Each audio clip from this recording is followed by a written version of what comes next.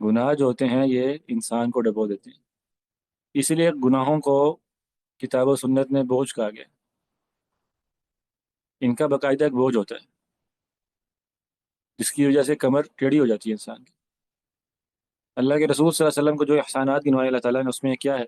الم نشرح لك صدرك ووضعنا عنك وزرك، کیا ہم نے آپ کا بوجھ نہیں اتار دیا؟ الذي انقض ظهرك، وہ بوجھ جس نے آپ کی کمر کو دوہرا کر دیا تھا۔ ایک تفسیر اس کی علماء نے یہ کی ہے کہ بوجھ سے مراد ہے ہم نے آپ کے گناہ معاف نہیں کر دیے کیا، سورہ فتح میں جو ہے نا جیسے،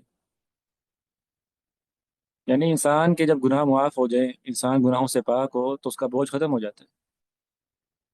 ولا تزر وازرة وزر اخرى، کوئی شخص کسی دوسرے کا بوجھ نہیں اٹھائے گا، یعنی گناہ نہیں اٹھائے گا۔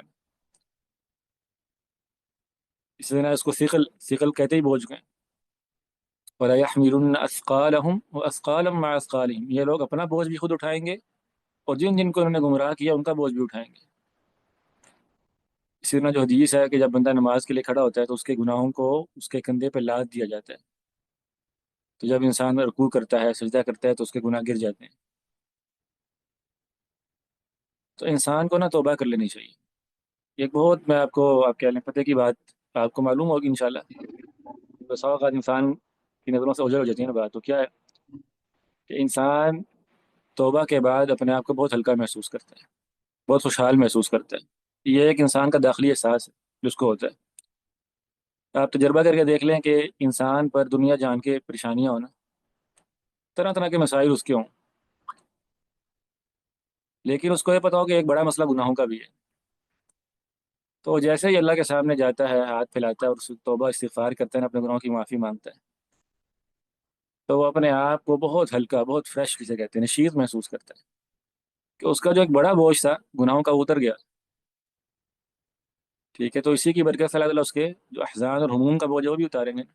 غم کا ایک بوجھ ہے اور گناہوں کا ایک اور بوجھ ہے، تو ہم بڑے بیوقوف ہیں، ہم ہر طرح کا بوجھ اٹھا کے پھرتے رہتے پھر ہم کہتے ہیں کہ ہمیں بہت ڈپریشن ہو گئی ہے، بہت پریشانی ہو گئی ہے، بڑے معاملات خراب ہو گئے ہیں۔ اللہ کے بندے بوجھ ہلکا کرو، بوجھ پھینکو اپنا۔ ایک معصوم جان، ایک بیچاری ضعیف جان، خلق الانسان ضعیفا، کب تک بوجھ اٹھائیں گے گناہوں کا؟